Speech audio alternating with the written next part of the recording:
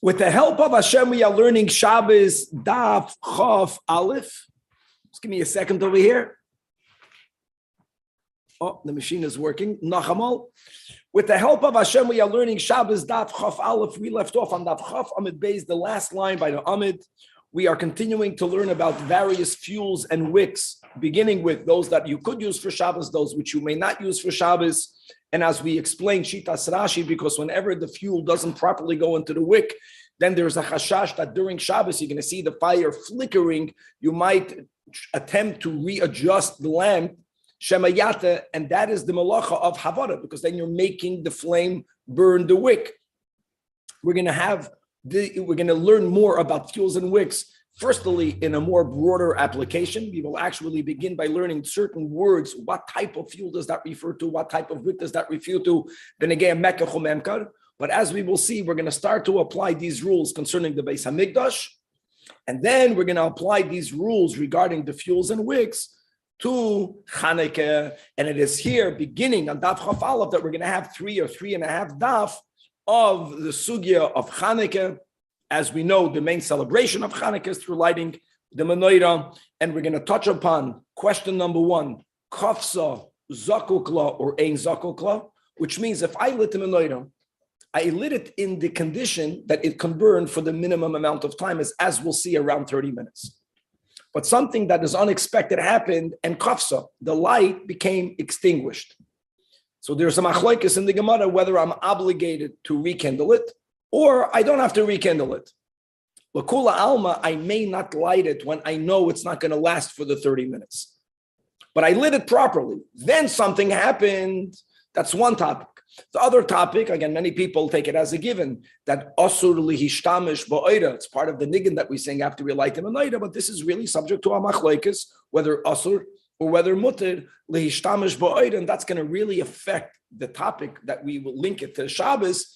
Do you have to use better oils? Does it bother me if I use oils that are not as great during the week and during Shabbos? We're going to have on Daf Chaf Aleph Amid Beis the mitzvah of Chanukah's Neir Ishu Beisai Mahadrin, and the Mahadrin Mina Mahadrin, which is something very unique that we find by Chanukah.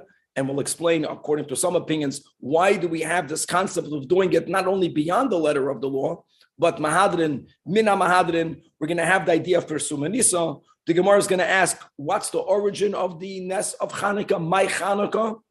And finally, if we'll get there, we're going to learn how the ideal mitzvah is to kindle the Neiros Chanukah lamata ma'asara tvachim, within 10 tvachim.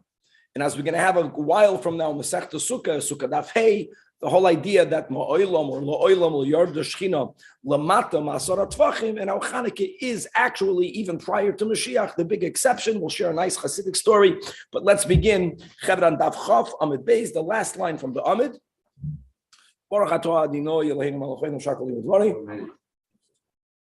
we were mentioning names of oils, what they mean. So Amar Rami Bar Oven, the Itrana is Itran, is Psolta de Zifta. It is the residue of pitch. And Shaiva, I know that many times the word Shaiva or Sha'ava means wax. It means beeswax. What is beeswax? Psolta de Duvsha. It's the residue of the honey. In other words, it's the honeycomb without the honey. That is what this word means. Daf Chaf Aleph. The Gemara wants to understand Lamai Nafkamina. Now, we just had an Amid, different words, different names of wicks or of fuels, that there was actually a machlekes what they mean. When the Tanoim in Torah Shebaal Peh, when we name something, and in the later generations, we don't know what it means, it's important for the Gemara to clarify that, which is why Tosfos says on Daf Chaf Amid Beis, when the Gemara went through other names in the Mishnah, the Gemara didn't ask Lamai Nafkamina, because we were speaking about, we were using words that were not known. The reason why the Gemara asks Lamai Nafkamina is because these two words, Itrana and Shaiva, are known. Everyone knew that Shaiva means beeswax. So in that time, there was no need to clarify that. So the Gemara says, no, I have to clarify it. That the difference, the reason why we have to tell us, Lamai Nafkamina, There is a big difference. If a person purchased shaiva, now if shaiva is the residue of a honeycomb, which means that all you need to do is break it open and remove the honey, even though many people would still do other steps to make the beeswax even more usable for fuel. But you don't have to do that. It means if I'm committed to selling you shaiva, all I need to do is to get rid of the honey. And similarly, when it comes to itrana, not that I'm the big expert of how you make these fuels, all it is the residue of pitch. And even though sometimes people would make other steps to make it even more usable, it would become more flammable. You don't need to do that because all itrana is psalta de zifta. All shaiva is psalta de duvsham. Weiter ton rabbanon kol elu she'amru ein madlikim hem b'Shabbos. All of these fuels that we mentioned, all of these wicks that we mentioned, true, they may not be used for the mitzvah of kindling candles prior to Shabbos and Yom Tov, but they are allowed to be used when one is making a large fire, a bonfire, whether you're making that fire, lischamen kenegda, to warm yourself up, whether you're making this fire because you want to have more light in your home, as Rashi explains. What is the issue? The issue, again, will always be is that when the oil doesn't go properly into the wick, whether it's because of the oil, the fuel, whether it's because of the wick, it might start to flicker, and therefore you might adjust it on Shabbos. Hold on. If you have many wicks together, or there's a lot of it, whenever there's a lot, then one helps the other. It's like a chevra. Person is alone, they have to be self-motivated the whole time, which is very nice. And the advantage of us learning together is that even if a person on their own might have fallen a little bit to the side, that's the word. So you don't need to have the perfect fuel or wicks. Beautiful. And bein al gaba karka, bein al gaba kira, doesn't matter where you're putting it. On the ground, you're putting it on the stove. The issues that we are speaking about are only these inferior types now of wicks that they may not be used for the wick of the Neder Shabbos. Kick, again, and now this is not Lamai Nafkamina. What is the oil of kick? What's kick oil? My Shemen kick. So Amar Shmuel, as we learned in the end of Daf Chaf Amid Beis, Shmuel went around and Sheiltinu, he says, L'chol Nechusa Yama. That's the beauty again. I know it's people that travel, interact with other nations. They hear other languages.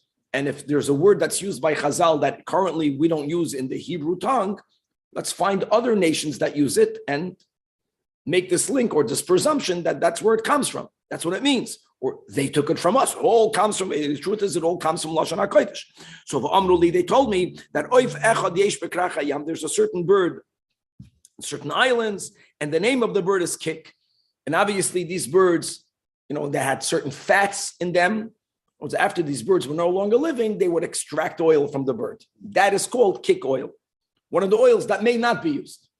But Rabbi Yitzchak B'nei Rabbi Yehuda Amar, it means Mishcha de Kazam, cotton seed oil. Kevan, where are you? Hello, where are the pictures? Resh Lakish Amar, third opinion, Kikoyan de Yainam. It's the oil that comes from the plant that's known as the Kikoyan of Yaina. We are familiar with the Haftarah that we read Yom Kippur in the afternoon, that he was resting under this Kikoyan. That plant has in it this type of oil, which is called Shemen Kik from Kikoyan. Now, Amar Rabba Bar Bar Chana, what exactly is that plant? I'm curious, Taki, if there's such a plant online. So he wants to describe this plant. Excuse me. The description is Lididi Chazili Kikoyan de Yaina, and he says like this: Velitz loyliva dame. It looks like a sloyliva. What's a sloyliva? A ricinus. For that you can Google. A ricinus plant. It looks like it. Umi daf shekei ravi. It lives off, it grows off the moisture that you have near the ponds. It grows by water. It doesn't need to be watered a lot, but it needs moisture continuously. Va'alpum chanoisa madlon yosei. And many people who have storekeepers, they hang it over the entrances of their stores. Number one, because it provides shade. It's very common now, before you walk into a store, people should get ready even prior to going in. You're not wet, you're not getting beaten by the sun, and it also gives off a good fragrance. So it's nice to put this as people enter your shop. And umi paritzi doyi of the mishcha, and from its kernels you produce oil. And uba anfoyi naichon kol berichi demaravon, and under its branches, people that are ill, people that are sick in Eretz Yisrael, they rest under its branches. That means even its branches provide shade. So all of, when you live in the world of plants, you hear all these descriptions. You have to know how to find that kikoyin, and that's the shaman kick. So it's a grass that has like big leaves, like it looks like a... Yes, it looks like a hand. Nice. Okay, good. Omar Rabbo says Rabbo, the reason why all these wicks may not be used because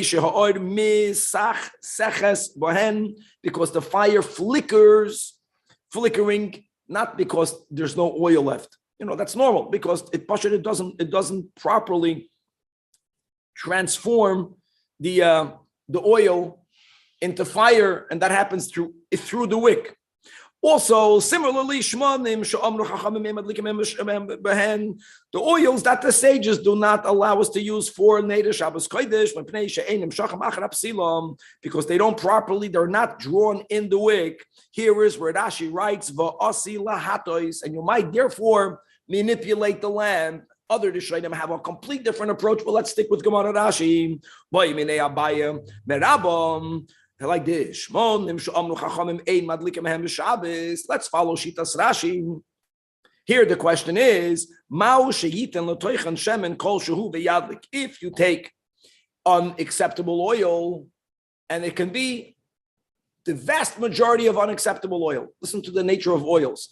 If you add into it kol shehu of acceptable oil, since the acceptable oil, let's say, feeds properly through the wick, it takes along with it the unacceptable oil. It fixes the unacceptable oil.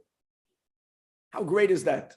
And what that represents? Again, that shemen refers to the highest level of Pnimiyas HaTorah.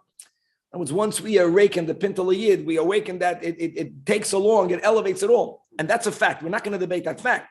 Question is, are we allowed to use it? Now, if Itaka makes the unacceptable oil usable, functional, then what would be the problem? You might forget to add a little bit of oil. Do we make it gzeira or not? That's the question. Let's not forget the okay. Mao migos rinon. Do we say dilma asi dadluki just be'enayu? We might forget and only use the unacceptable oil, or no. People know those oils cannot be used, but you can be masaking it by adding some olive oil. Let's say Amalei. So that's the kasha that Abaya asked from his teacher, from his stepfather. And Abaya Rabba responded, Amalei, ein madlikin, because my tama lefisha ein madlikin. So you might, it's a very interesting expression. Can't do it? What do we tell our kids?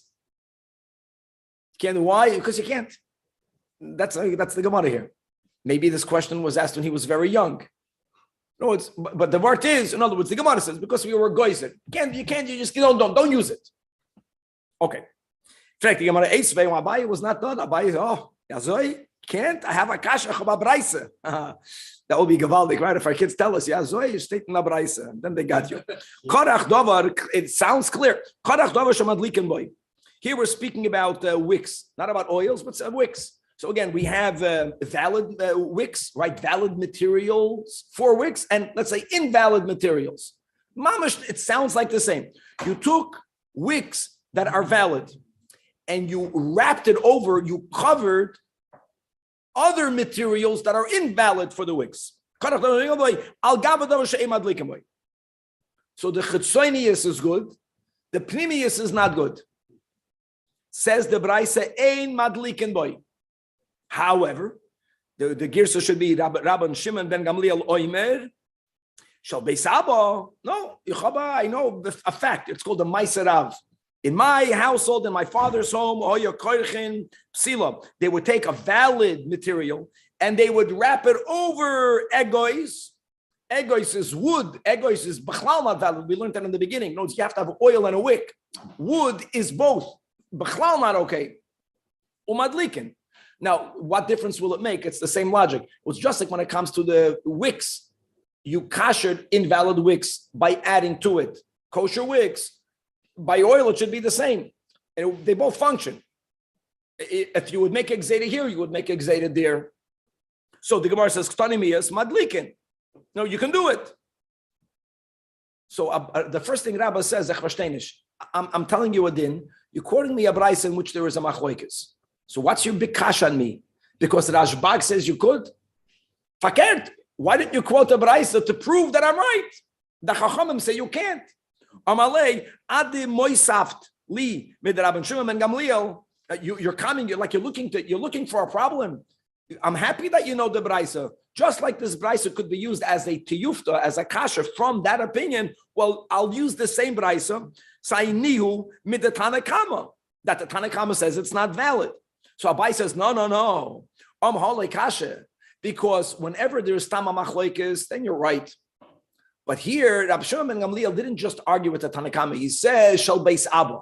Shel beis Abba is called ma'aser Rav. Whenever you have, that's a rule in the Tanoim, a machlokes, but there is a ma'aser that sides with one opinion, more or less, that's the halach. That's the klal. And even though Rabbi Shimon ben Gamliel, it's not that he gave his opinion and then the brayso brought a story. His opinion was the story that's also considered ma'aser Rav. So his opinion is more important. So now mikomakim kasher, my love lahadlik.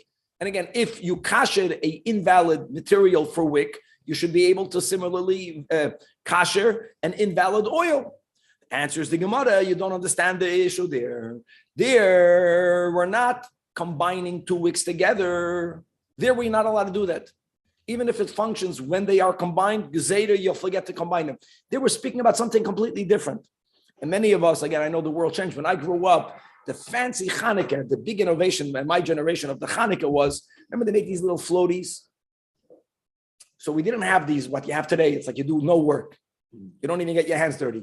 There you would fill up the oil, and then you would put the wick, and I'm talking about Hanukkah now, but you didn't want the wick to fall in, to fall out. So they had these, they still have them, these round little... They're called floating wicks. Floating wicks. So that's what the eggers is for. You are allowed, they used to use the walnut as a means to prop the wick above the oil. That is what you can do. That's the machlokes. You can do that. But you're not lighting that as a wick together with the valid material. Mixing, you can't. Loi la hakvois. Hakvois means to float.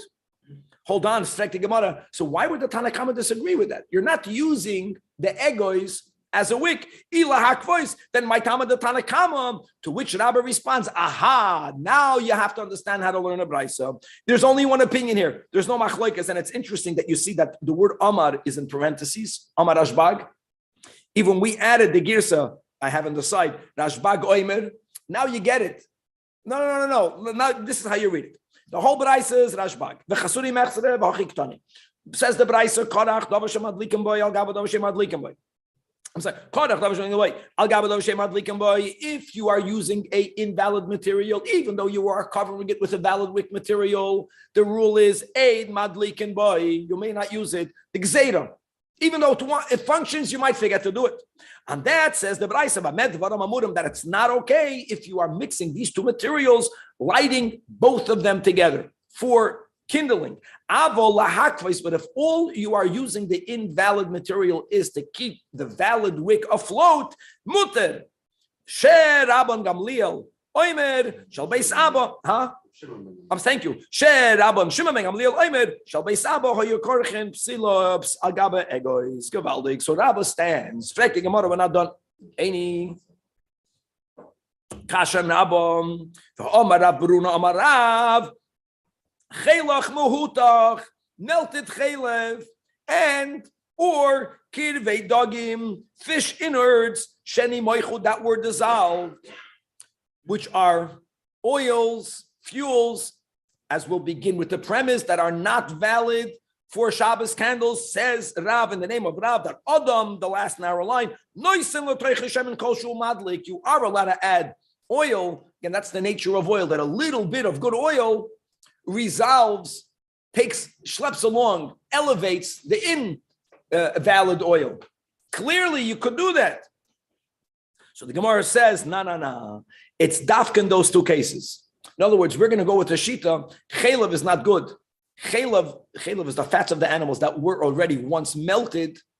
According to many of the Shainim, even if they become hardened again, they are good. Kirvei dogim, if they once got dissolved, they are good. But chaylev that never was melted is not good. Fish innards that never dissolved are not good. So these items, really, they themselves are good, but they made a gzeira not to use them because you might use chaylev that never melted. You might use yechap. So now saying you can't add oil to it, that's going to be a double gzeira. But Rabbah stands as grounds. When you have oil, that the oil itself is not okay, even though adding good oil will make it function properly, gzeira, you'll forget to do it. Let's read it inside. Hanim, the two that Rav mentioned, first the wide line or the medium-sized lines, it's because they are drawn into the wicks as they are. You don't even need to add anything. But Rabbah says what I was speaking about. And now Rabbah explains. Hold on, if the ones that we were talking about are mimshechi be'enayu, then why do you even have to be nice and shem and l'toichai? So it is a masber. Now the goes to the rabbanon chelik mehutach mishum chelik she'enim mehutach. It's only a gzeira. The chachamim were going on the kirvei dogim, on the fish innards that dissolved. You may not use it as they are without adding anything. Mishum kirvei dogim she'enim mehutach. Verstehst? And adding now will be okay. The ligzer nami chelach mehutach v'kibei dagim shenemoichu shenasan l'toichi shemen v'shum chelach mehutach v'kibei dagim shenemoichu shaloi nasan l'toichi shemen. So Rabbah says now that you don't do that's your classic double gezeda. He go for gezeda. It's chelach mehutach. Chelach mehutach is really good. It's only not good because you might use chelach that never got melted. So now you're making a double gezeda v'anan neikam v'nigzer gezeda l'gezeda. That is something that we do not do. Okay, weiter. Tane Rami Bar Chama. The Amoira Rami Bar Chama had a brais in his oral title, in his mind, that he shared with all of us. In his brais it says, Silois ushmanim, the wicks and the oils, Shomru Chachamim may madliken behem b'Shabbos, that the sages says you may not use to kindle the Shabbos candles. Now let's start expanding these dinim to other areas. Ein madliken behem b'migdosh. They also may not be used in the holy temple when it comes to the kindling of the menorah. Why is that? Mishum shenema, because it says, quoting the pasuk from Tetzaveh, laha alois ner tamid. Now we're going to focus not on the word tamid, but we're going to focus on the word laha alois. Normally, when you speak about kindling, the word is lahadlik, but the Torah doesn't write lahadlik ner tamid. Laha alois. That's the Chazal. So Tani law. So who Tani law? Who Amar law? He explained. No, it's the Braisa that he quoted only says you can't use these oils or wicks because it says lahalois ner tamid. So what's the raya? So he himself explained it. That since the Torah doesn't use the words lahadlik, why does the Torah use the word lahalois? Lahalois means to raise up. In other words, it means what we need that there should be a steady ascending flame and not one that constantly needs to be propped up. Because if you use either the wicks or the oils that are mentioned in the Mishnah that cannot be used for Ner Shabbos Kodesh, either or, it's not going to continuously burn. That's the word lahalois. Frag the Gemara on this opinion. Tanan, we learned in the Mishnah, guys, we're going to Sukkah. From the worn out Michnas Kohanim, trousers of the Kohanim, which were made out of what, my friends? Out of linen. Here the key will be Umehem Yonehem, and from their gartels, from their belts. Now, big topic, but let's go. Belts were made from shatnez by the Kohanim. Wool and linen. And we just learned yesterday that wool is one of the items that may not be used for wicks. Says the Mishnah that from the worn out linen is good, but the wool, we're going to focus on the belts. Hoyo mafkiyin, they would tear them. Instead of being goiners them, they were no longer usable to be worn as a beged. Umehem madlikin, and they would use them for kindling. You're telling me that in the Beis HaMikdash, whatever is disqualified for Shabbos is disqualified for the Beis HaMikdash. So how would they allow to use wool? Now let's connect this to the sugi above. Even the belts that had wool also had linen. So what? But we just learned from Rabbah that you can't add one with the other, and that's nachla kula alma. No one says that you could. All right, even Rashbag, as we learned, the whole Braisa is Rashbag. So answers the Gemara, that Mishnah is only speaking about Simchas Beis HaShoeva. And what's unique about Simchas Beis HaShoeva? That, again, we learned this on top of the Amid. What was the first thing we learned on top of this Amid? That the issue was only when you're lighting one candle. So there's one wick. The moment you have a large torch, if there's many, many wicks and there's a larger fire, then one will light the other. So that was not a problem. Beis HaShoeva Shani. We're not done yet. Frek the Gemara again. Tashema. The Tani Rabba Bar Masna. Rabba Bar Masna had a Braisa. And the Braisa says, Big Day Kahuna Shabalu. Now here it's amazing. Here the words big day, we don't use the words the pants or the belts, but let's assume it's the same of the above. Shabalu that are worn out, mafkian oisam, they would tear them apart. V'oisim, umehem hoya oisam psilois lamigdash. Now the word psilois is not the word that you use for the torches in Simchas Beis HaShoeva. The word psila, wicks, means it was used in the menorah. The only good part is it doesn't say umehem yonehem. That word you don't have here. The assumption is it's the same. So the Gemara says, no. For the wicks, only from the pants.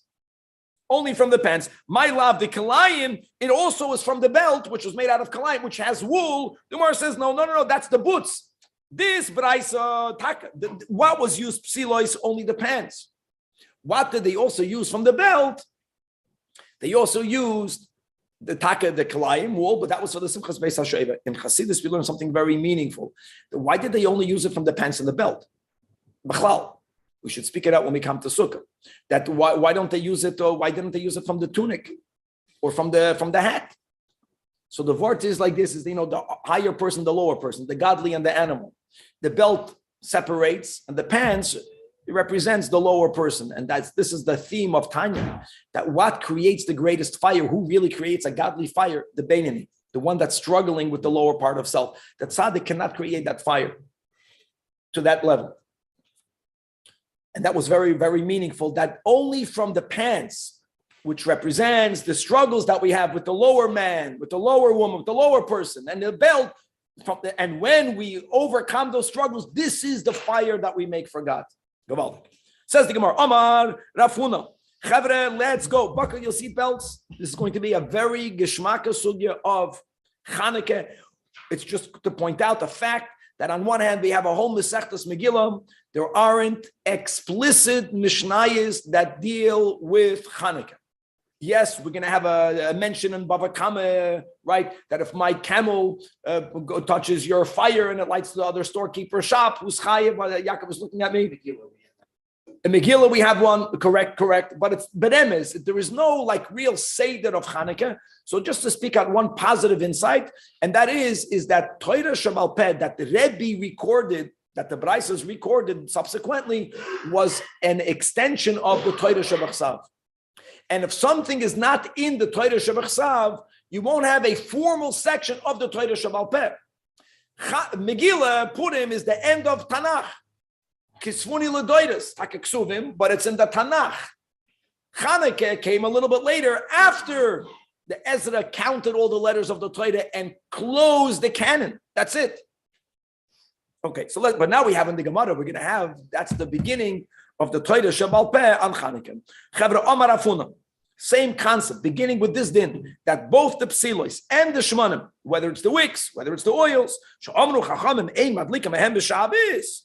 Similarly, ein madlikin behem b'Chanukah. And look how we needed to specify, sai if you're using it for Shabbos, sai if you're using it b'chasai is Yiddish, bein b'Shabbos, bein b'choil. Now, why did he have to specify bein b'Shabbos, bein b'choil? And what would be the reason? So based on that, Amar Rava, my Tama derav, I'll tell you why. Derafuna, thank you. My Tama derafuna, number one, kusavar kafsa zakoklam. If you kindled the candles in a proper place, in a place where it could have burned for the minimum time, as we'll learn on Amud Beis, but it became extinguished, that's kafsa. Zakokla means you must rekindle it. If you're going to say kafsa ein zakokla, what's the problem again by using these inferior wicks or oils? That it doesn't properly burn. Okay. And what's going to happen? It might go out. So what? If you're not obligated to rekindle it, there's no downside. You can argue, but you have to light it in a way where it could burn. Don't think that these oils and wicks were that bad. They weren't that bad. They flickered. Shemayata. It's not such a big thing. It's going to go out. It's not that likely. But if it goes out and we don't care, then we don't care. But if you're going to subscribe, that must be. That's what Rav Huna is. Rav is explaining B'shitas Rav Huna. Not Rav. That Rav Huna holds Kafsa Zakokla. So now Rashi used the word Shama Poisheya. It might go out, and you'll think I already did the mitzvah. You're not going to light it. That's a problem. Now that problem is equal for Shabbos in the week. If that would be the only reason, then Rav Huna would not have said Bein b'Shabbos, Bein b'Choil. So that's why the fact that he needed to say that, there's another detail. If you would hold the way we paskin that one may not benefit from the lights of the Chanukah menorah, no one is going to bring their book near it. No one is going to be tempted, as we learned in the first Pedic, that when you're learning by a candle, if the candle starts to go out and you're involved in your learning, you're going to move around the lamp to make the fire get bigger. That's mavir, that's havara. Then you're violating, you're burning. So if asur lishtamish la'oira, you will never use it. You'll never come to shemayata. But since mutar lishtamish la'oira, that's a reason why on Shabbos, you may not use it. There's a specific Shabbos reason. Now that Rava explained Rav Huna, now let's go weiter. Who argues with Rav Huna? Rab Chizda. Rab Chizda says like this: Madlikin behem b'choil, avolei b'Shabbos. Now let's use Rava's logic. Why would that be? Let's follow it. It fits because Kosavar, the Gemara explains, Chafsa daf chaf aleph amid beis ein zakukla. In other words, there is no need to take precautionary measures because even if it's going to go out, you don't have to light it again. So there's no fear that you're going to be poisheya. You don't have to light it again. But when Rab Chizda holds, you cannot use it for Shabbos because he must hold umuter lishtamish lo'eira. And therefore, forget about rekindling it. If you will be allowed to use the light of those lamps of the menorah, you might end up using it Friday night, and accidentally you might tilt the lamp. Omar Rab Zeiro, Omar Rav Masna, Omar Rab Zeiro, Omar Rav. Oh, here we have Rav. Psilois ushmanim she'amru chachamim ein madlikim behem b'Shabbos. Says Rav very leniently, yes, madlikim behem b'Chanukah, whether it's b'Choil, whether it's b'Shabbos. Now we already learned Rava, which came later, so we already know how to explain Rav. But prior to that, Omar Rav Yirmiyah, my Tamad Rav. Okay, and he explained that Rav must hold kafsa ein zakukla. So again, so negligence is not a factor because you don't have to rekindle it. And v'asur lishtamish la'oida. So there's no fear on Shabbos shemayata. Anyways, you're not going to be using it. Now, guys, now it's good, right? So we already heard that from Rava. This is prior to Rava, to the point that when Amrua Rabbanan Kamei da Abaya, who's the colleague of Rava, right? So when he heard it now, Psanu Sfara, that this topic is connected to Kafsa Zakakla, to Mutar Lishtamish, Asr Lishtamish Lo'eira. When he heard it in the name of Rabbi Yirmiyah, he knew what Rav said. He didn't accept that this statement, the Psak Din of Rav, which was very leniently, is because of these reasons. Who did he hear it from? He heard it from Rabbi Yirmiyah. And maybe there's a reason for that. So he didn't take it that seriously. Later, Ki Asa Ravin from the Holy Land, Amrua Rabbanan Kamei da Abaye Mishmei de Rabbi Yochanan. See, when Ravin came, he came in the name of Rabbi Yochanan, and Mishmei de Rabbi Yochanan linked these topics together. Rabbi Yochanan said that. So why, if Kafsa ein zakukla, if also lishtamish la'oira, then taka you should be allowed to use both the Psalm and the Shemanim. When he heard it from Rabbi Yochanan, he was mekabel it. And not only was he mekabel this link, he added, Abaya added, that I zakoi, had I had this chus, gemirte lishmaitza meikara, I would have accepted this link earlier on, even though he accepted it now, but he was in pain that when he heard the same logic in the name of Rabbi Yirmiyah, look, it could be pashut, sometimes you're mistakel bekanken. And God forbid, this is not minimizing Rabbi Yirmiyah, but this is Rabbi Yochanan. Because when you hear something from the Rebbe, you right away makabel it. When you hear it from someone that you feel closer to, I don't agree with that. And it bothered him that he didn't agree with it earlier. Now, why is that? Torah is always that way. So the Gemara says something very beautiful. Why did he feel bad? He accepted it now. Now he knows it.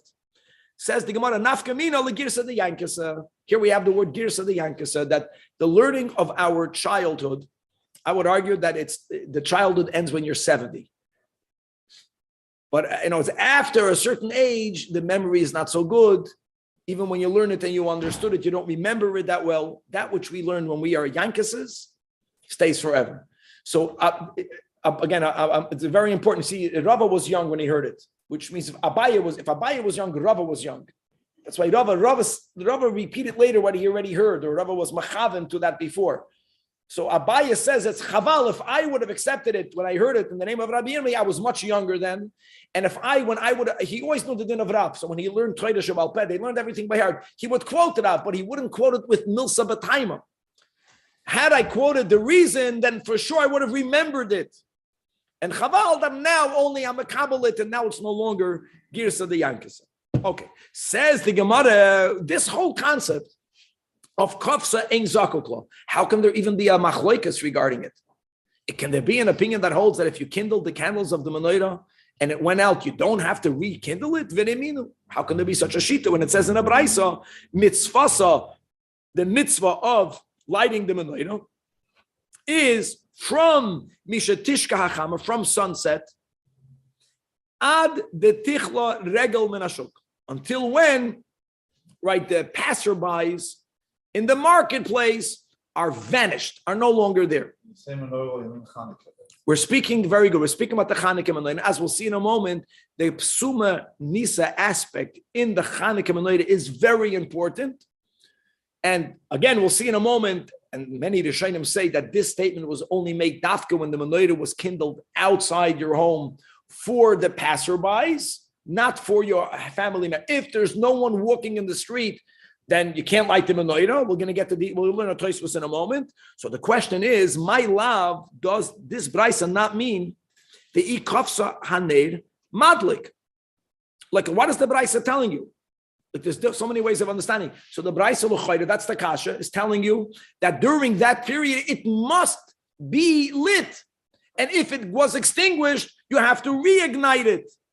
So the kasha answers the Gemara, that's not the meaning of the brisa. Now, what is the meaning of the brisa? You have two options. And this is very important, halacha l'mais. So option number one is the Eloi adlik madlik.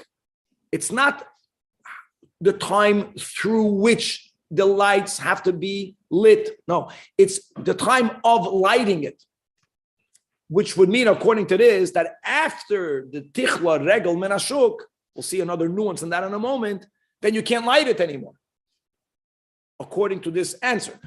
The inami, no, it's about the minimum amount of time that when you light the candles have to remain lit. Now, again, this doesn't contradict kafsa ein zakukla.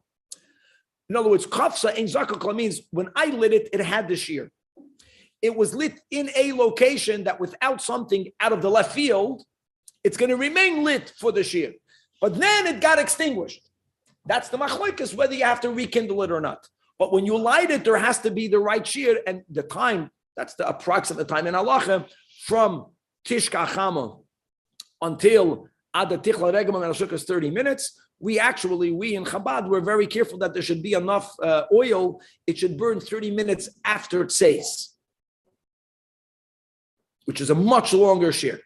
Now, I want to read a Tosfos. Guys, we're not learning Shulchan Aruch, but many of us are familiar with the laws of Chanukah, and it's beautiful now, whether it's for the first time or whether we are reviewing to see how it came. So the second Tosfos, the first one that has a Divrei HaMaschal on Amud Beis, the Ilay Adlik Madlik, says Tosfos, Abol Mikan Ve'elach, according to the first answer of the Gemara, it's about when you can light it. After that time, Avad Azman. That's it. Avad Azman means you no longer may kindle the menorah. So on that, Omer Hari Poiris, therefore, the Yesh Lizoru Lahadlik Balayla Miyad. You got to make sure that when it comes to the Chanukah, light it right away. Shelo Ya'acher Yoiser Midai. Don't linger, don't delay, because after the shear, you may not light it. Now, Rabbi Poiris says, Im Ichar, if you did not light it until this 30 minutes after, let's say it says, Don't paskin from our Gemara, you may not light it. Yadlik, but misafik. Look how he words it. Daha mishani shino yachina. Because the Gemara gave two answers. So we don't know, look how his approach was. We don't know which answer was correct. And you know what it means, Yadlik misafik? Without a bracha. Don't forget, it's a mitzvah that Rabbanan, and there, safik bracha is lahakam. We don't pass in that way, but it's kabbalic. In other words, his approach was when the Gemara gives two answers, one is right and one is wrong. Or halachically, we can in some other world, in Olam Abriya. But in Olam Hazeh, one is right and one is wrong. It's that, and by the way, it's that important. Until today, we make a bracha, but it's so important to get into the habit of lighting the menorah ASAP. Let's leave it. Let's go back in the Gemara. Okay, another detail about this. Ad the tichla regel menashuk. So ad the tichla regel menashuk ad kama. Like, let's further clarify that. Specifics. Ad the chalya rigla the tarmedoi. The tarmedoyins. They were a nation of peoples that their parnasa came from selling firewood. That's very important. People would work until it's dark. The greatest exception was the Talmudois. They worked a little bit into the night. Why did they work into the night? Think about it. If your parnasa comes from selling firewood, when do people discover that they don't have firewood? The oilam. They work the whole day. They come home. Then they start to stoke around over there in the fireplace. They chop. Oh, I don't have enough for tonight. So they quickly run out. These are the Talmudoins. They were the ones that lingered the most. And the meaning behind it, and the Rebbe used to fabreng about this. In other words, that our responsibility to light up the dark, which is the unique mitzvah of Hanukkah, for whom, even for the ones that linger the latest, even the ones that live in the greatest amount of dark, even for them, you have to light them a later. For every single one. Okay. Tana Rabbana, says the Gemara. How good is this? Mitzvahs Hanukkah. What is the primary mitzvah of lighting the menorah, of lighting the Hanukkah menorah? Neir ish ubeisi. One light for the entire household. Now, it doesn't say stam neir labayis. The word ish will be significant, but the point will be that even though the one that represents the house will be the ish, but it's not a mitzvah on the person. Had it been a mitzvah on the person, where would you find Neir Shubesai? Imagine, tefillin, the ish of the bias puts on tefillin. God forbid, every bar mitzvah boy has to put on tefillin. Everyone in the house has to eat matzah. Even when it comes to Kiddush, Shemei Koina, everyone has to be Mekadosh the day, which is the big topic when it comes to Hanukkah, the big topic to Leina Shabbos, just to be familiar with the words. Is it a Choivas Haguf? Or is it a chayvas habayis? Something that's, a chayva on the home, that's the pasha, the reason. So then in the home, there is the menorah. It's a chayv on the house. V'ha which is usual. By all mitzvahs, you have the ikra mitzvah, then you have, mahadrin means people that pursue to do the mitzvahs in a more beautiful way, right? Hidur mitzvah. So the mahadrin, neir l'chol echad v'yachad. Everyone lights a candle. Machloikis, Rambam, and other Rishonim. Rambam holds only the ish, only the head of the household. Wow, we're living in 2022. I don't know you. Only the head of the household lights l'chol echad ve'echad. The other Rishonim say no. That's the whole point. That even though it's a chayvas habayis, but if you want to be mahadir, everyone should do it. Everyone should do it is only accomplished if everyone does it. Not if you have 10 people in the household, the head of the house lights 10. The Ramah doesn't paskin like the Rambam. If the Mahadrin is that everyone should light, one. Mahadrin min Mahadrin. Mahadrin min Mahadrin. It's not one. Beishamai Yoimrim, Beishamai holds, Yoimri Shin Madlik Shmoina. The first night you light 8 candles. Going further into Chanukah, Poichas V'hoilach, you light every night one less, 8, 7, 6, etc. Beis Hillel loimrim yoim rishon madlik achas. The first day you light one, bekan ve'elach moisav v'hoilach, and then every day you add another candle, culminating on the 8th day with 8 candles. Let's go back in Tosfos. Here's the big. It's not only machlekes Tosfos and Rambam, But this is from the very rare instances where the Sfardim paskin like Tosfos, and the Ashkenazim, the Rama paskins like the Rama. But what's the machlokes? Big Mahadrin, simple. Is the Mahadrin Mina Mahadrin on top of the Mahadrin, or is the Mahadrin Mina Mahadrin only on top of the Ikar Mitzvah? In other words, if you're going to hold that everyone should have their own menorah, whether it's like the Rambam, I don't even care who's lighting it. Is it then that we add on that, not only should everyone have their own, but don't light one every night? Let's go with Beis Hillel. The first night one, the second night two, the third night three. Or do we say that if everyone has their own menorah, adding a light every night is ineffective, doesn't mean anything? The Mahadran, Mina Mahadran is only on top of the Ikar. If you only have one menorah per house, then the Mahadran, Mina Mahadran would be every night light a different number, and we'll see how they're linked one with the other. Let's read inside the third Tosfos. The Mahadran, Mina Mahadran, says Tosfos, again, we don't paskin the Sfardim except the Nira, Lidi, the Beishamai uBeisilan loikaimi elo aner ishu beisan. It's only Shayach Mahadran, Mina Mahadran if you don't have Mahadran. And he explains why. Because as we'll see in a moment, and that will shed so much light on the next shtickle Gemara, why are we adding or subtracting? So let's go with the first approach. It's because from the numbers of the candles, you know what day of Hanukkah you're up to. Let's go with Beis Hillel. When you see three, you know you're up to three. How do you know when you see three candles that it's a third night of Hanukkah if every household member is going to light their own menorah? When you see three, maybe it means there are three people. When you see five, maybe there are five people.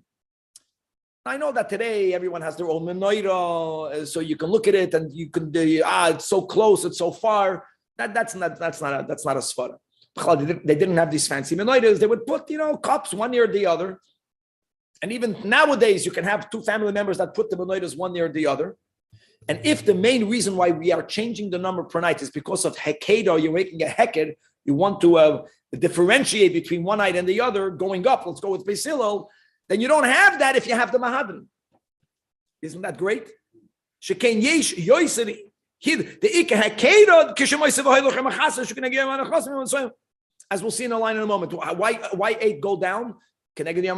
We'll read it in the Gemara in a moment. But if you're going to do the Mahadran, then you cannot do Mahadran min Mahadran. Then afilu yoisem mekan ve'elach like a hekeda. You're going to see two candles. You don't think, not because it's night number 2, because there's 2 people in the house. The Rambam strongly argues. The Rambam says, no. It's one built on top of the other. The Ikar Mitzvah is Neder Shubeis. Mahadran is more than one member in the house should light a menorah. Our minig is that only the men light, not the women. Okay, only the men light, but if there's 10 men, 10 men will light. And Mahadran and Mahadran, which means each one of the 10 will light one more than the other.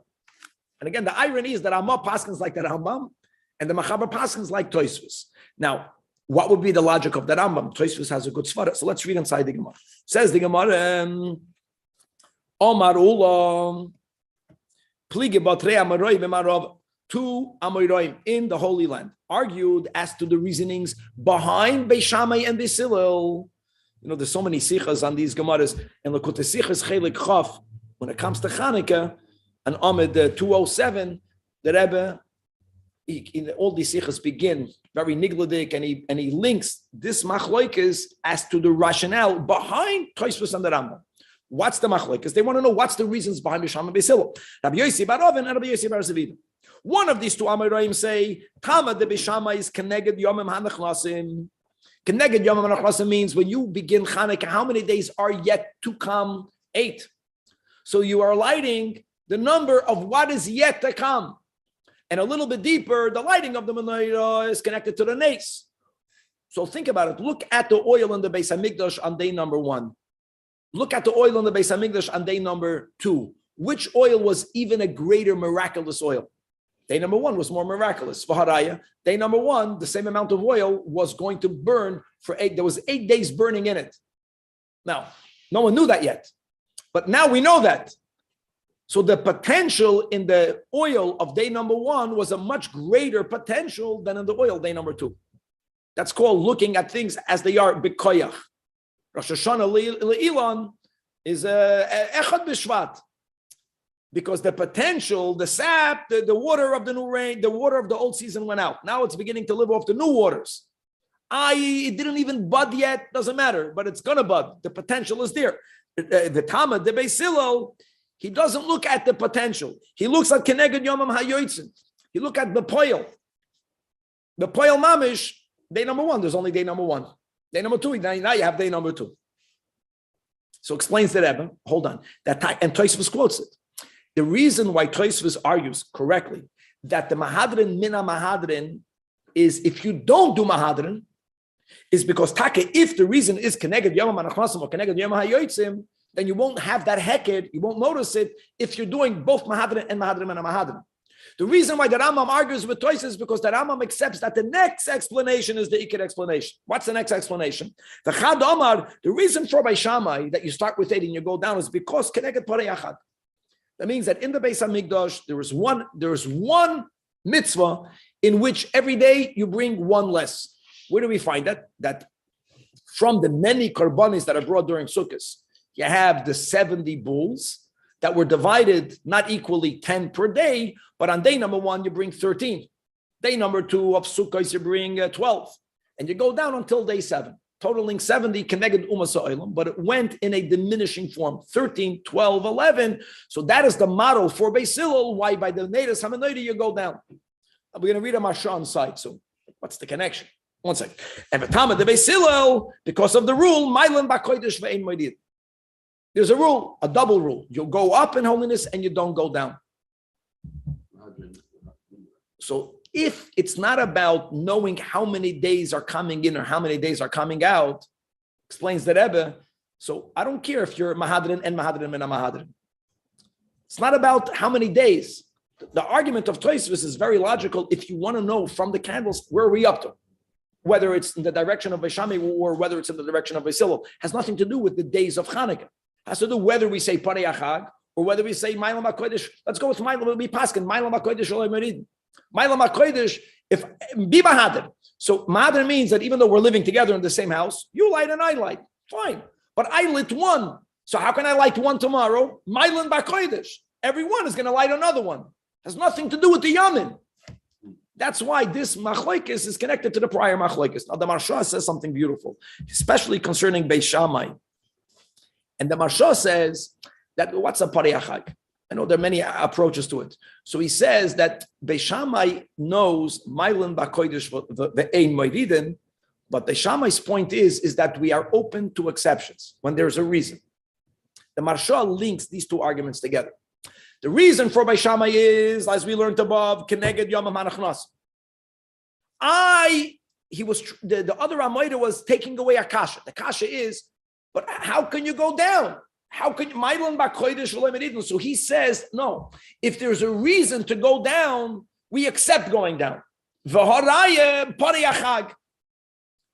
And there's a reason over there. Why Dafka did we do it in that order? It's not the same reason for here. Here the reason is Keneged Yom HaNachnas.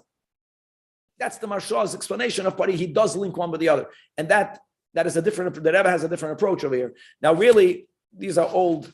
I think the Rebbe quoted this from other earlier, whether it's Achronim or the Shoinim. The big, the Sikha over there, just to be Mekatzed, is what's going to happen if you had 2 candles the second night and you don't have 3 candles for the third night. But you have 2. And the question will be, do you bring 2 or do you bring 1? And that's the whole Sikha, it's Gavaldik. How the Rebbe links it to this Machlekes, but it's late, let's go right. Ba'ayin Sham. Against Chelik, Chaf, Chanukah, page 207. Amar Rabbi Bar Chana, Amar Rabbi Yechanan, that this argument of Beis Shammai and Beis Hillel was not resolved by any authority. That Shnei Zekenim Hoye B'tzidon, and one of them followed the approach of Beis Shammai, beginning with a greater number, going down to the lower number. Ve'echad asa k'divrei Beis Hillel. And Zen Loisan Tam Ledvarov Keneged Parei Achag, Zen Loisan Tam Ledvarov the Mailam HaKodesh Ve'ein Moedidin. So not only was there not a consensus ultimately who we should follow, but we, at least quoting that story, we accept more this second opinion, according to what we quoted in the name of the Rebbe, that this is the rationale behind the Rambam. That's almost the way the Gemara is telling you we paskin like the Rambam, which is what the Rambam paskins like. And we both do mahadrin and mahadrin min mahadrin. Now the big question is, why do we have mahadrin min mahadrin? Where else do you find mahadrin? I know that you go to many kashrus organizations, they call themselves mahadrin min mahadrin. They borrowed that term from over here. Normally you have a mitzvah, you have a hiddur mitzvah. And the answer is, the Pnei Yeshua speaks about it, he points out that the whole miracle was not necessary. The reason why the whole miracle was not necessary was Aleph, because Tuma, the Chuya B'tzibur, that means had they not found the Pach, Shem, and Tor, they would have been obligated and they would have used a Shem and Tor. Now, this statement of the Pnei Yeshua is not accepted by everyone. There are other Achreinim that say that when do we say Tuma, the Chuya B'tzibur, when things are already functioning. But when you're being machanech something for the first time, then you have to do it B'tara. But that's a das yachid. But normally we say tumat choy b'tzibur across the board. Why would it be machanish for the first time? In the middle of because the Greeks, in other words, they were not using the Beis Hamikdash. They used that to serve idols. So when we won that at some point when we went back into the Beis Hamikdash, we called it Chanukas Hamizbeach, Chanukas Abayach. Thus the word Chanukah. That's the pshat of Echad. We re-inaugurate. But it's more than that. I'll tell you what's more than that. We found the Pach Shemen, and that's the famous question. With 100 answers, with 1,000 answers, with 18,000 answers. Why do we celebrate for 8 days, celebrate for 7 days? Because you had oil for 1 day. So just to be aware of it. So what the Pnei Yeshua argues is that you should know that they could have taken a wick and they could have made the wick an eighth of its size and they could have used that and there would be no necessary miracle. Does it burn slower? Because it would have burned much less oil. Now, the chatzi loig of shaman in every lamp is in order for you to use the standard wicks for the longest night of the year, which is tackle during winter. But if you make the wicks thinner, you burn less oil. And the point that they all make is that had there not been a miracle, we would have managed to do the mitzvah. So why was there a miracle? The klal is Eina Kodesh Baruch Hu Yisa Nisa L'Magana. God doesn't make a miracle when it's not necessary. And the answer here is that when you love someone, you do what's not necessary. And the expression of the chiba that God has for the Jewish people expressed itself over here. It was taken not necessary. We could have done the mitzvah without it, but God loves us. He wants us to do the mitzvah in the most perfect state. So our reciprocal reaction logically should be not only to do a mitzvah with a hidur, but to do something unique, which is mahadrin min mahadrin. Right, Tana Rabbanan. Let's see how far we can get. Neir Chanukah. Where do we put it? Mitzvah lanichal pesach beisim mibachutz. Mibachutz. You put it outside the doorway. Now, guys, just to know the way it works, we're going to have this a lot in Eruvin. Outside your doorway wasn't under the Reshus Harabim. Most people outside their doorway meant inside the chutzah. So in the yard, whoever walked from the street into the yard would see everyone's Chanukah candles. However, if you lived on the second story, then people that would walk in the yard would not see. It's not for the yard members, it's for the Reshus Harabim people. What do we see over here? That's very important. We see over here the concept of the necessity of Persum and Nisa when it comes to the Neder Samaneder. That the location has to do with, let's make sure more people see it. However, during the times of danger, what was the danger? So Rashi quotes, we have this many times, that the people that lived in Persia, today they belong to a religion. Right, they're to Islam, but in the prior, the same people. Zoroastrians. They were Ovid fire worshippers, and they celebrated their Getchka fire during the time of the year that today the goyim here light also candles and lempalach lights. It's all connected to that. A lot of lights. Why do they light up lights? Because that's when they celebrate. And they made a takana that anyone that lights a nade not for their avodah zarah is going to be put to death. So people and their celebration, like now, lahavdil by Yidden from Goyim, not between the Christians and the Kratzmach, and that it was the same avodah zarah. So we couldn't light the menorah outside. So demanichal gabeshul chanoi, light it in your home, and it's enough, but enough for your family members.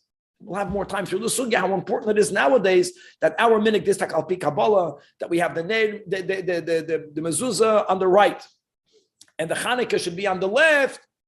So it's in the home. That's our minik, but to make sure that your family members are there. Let's go one more line. Omar Rava, that in the case where you light the menorah in your house, make sure there is at least another candle lit for you to use its light. And as we learned above, that we paskin that asur lishtamish lo'ira, and it's more than that. Even if I will not use the Hanukkah candle, I won't use it. But when you look through my window and you see that in my dining room, all I have is my Hanukkah menorah, you will think that I'm using it. Also important. Have another candle. Now, if I have a torch, is the chavada good like tzarech. On the other hand, adam chashavu, an adam chashav did not use a torch. When they would read a book, they would have a candle. So even though the room is lit up with a torch, but if you only use a candle, afal gav the ikamadura, still tzarech neracheres. We'll stop over here. God willing, a lot more to be continued. Who's another chashuv? You decide. If you adam chashav is how do you read books? And think about it. I mean, we never used a torch. There's something beautiful about a candle. It's like reading a book with a nice flashlight or with a projector. I think the problem with the torch is that it moved. I think for me, I'm saying I need